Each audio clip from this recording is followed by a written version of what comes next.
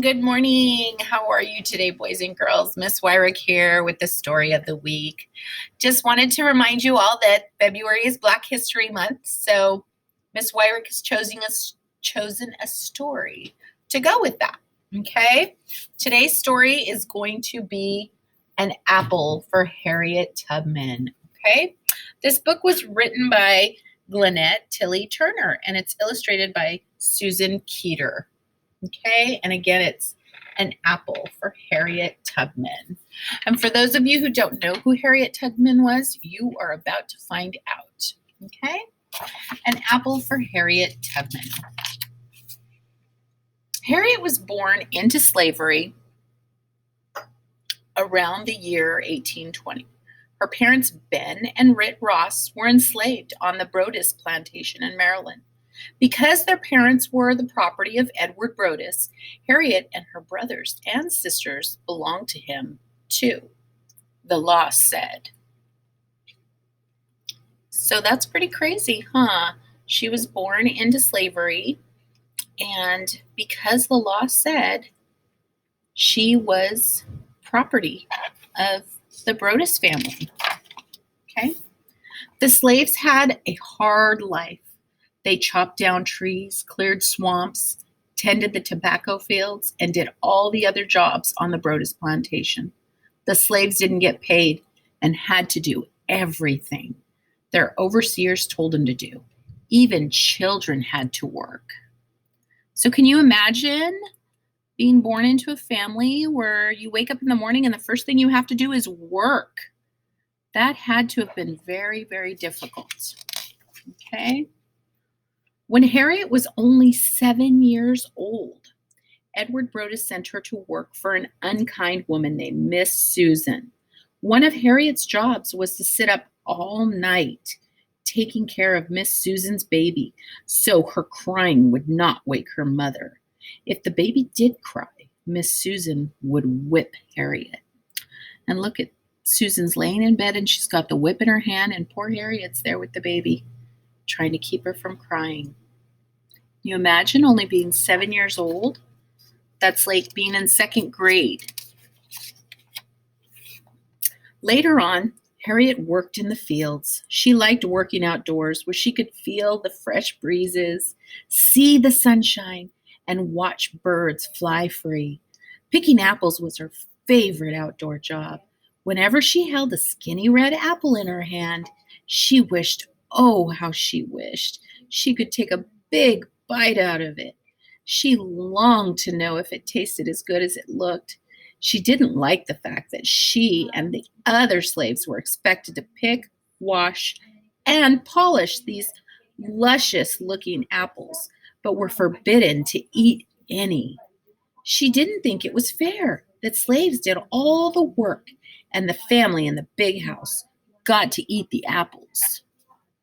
That had to be hard, huh? Can you imagine? You think you'd be disciplined enough not to bite one of those apples? I'm pretty sure I would have bitten one of the apples. Each day, as Harriet picked and polished apples, she looked for a chance to crunch into one. One day, when the overseer was walking down the other end of the orchard, she thought, this is my chance. So she's going to bite into an apple.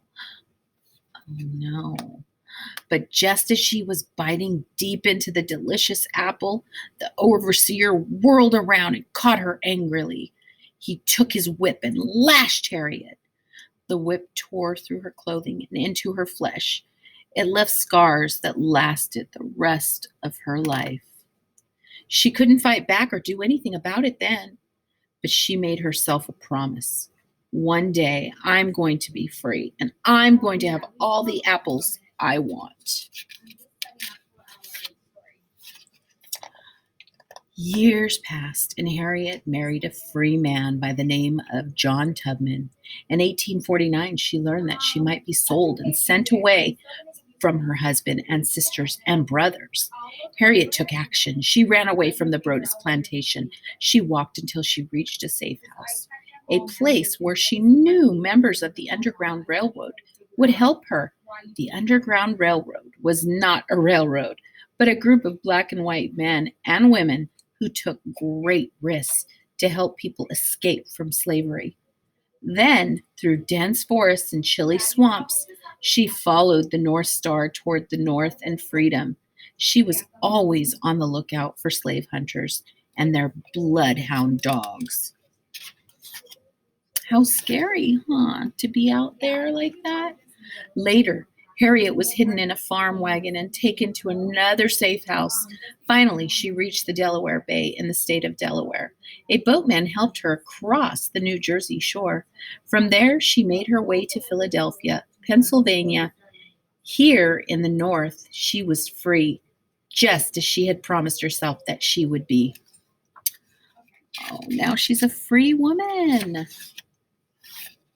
But Harriet was not happy, living in freedom while her family was still enslaved. She went to work as a maid and a cook. She saved her money and went back again and again to Maryland to free her family and lead many other people out of slavery. It was extremely dangerous for Harriet to do this. There was a huge reward for her capture. The slaveholders were very angry that she had become an Underground Railroad conductor, guiding other slaves to freedom. But she and her passengers were never caught. Look at all those slaves she brought back. In 1869, Harriet bought a house near Auburn, New York. She planted rows of apple trees along the lane that led from the road to her home. It had taken a long time, but she was finally able to keep the second part of her promise she had made to herself. What was that promise again, boys and girls? That's right, huh? Each fall, when the apples were ripe and ready for picking, Harriet Tubman had all the apples she could eat, and she invited the townspeople to come and fill their baskets. Harriet Tubman's apples were a symbol of freedom for everyone to share. Then there's an author's note, boys and girls, that just tells us a little bit more about Harriet Tubman. So I'm not going to read that. I'm going to give you a chance to read it. If you come to the library or if you check books out this week, this book will be on the cart. Okay? I hope you enjoyed the story. And until next time, boys and girls, be safe, okay? Wash your hands, wear your mask, and keep your distance.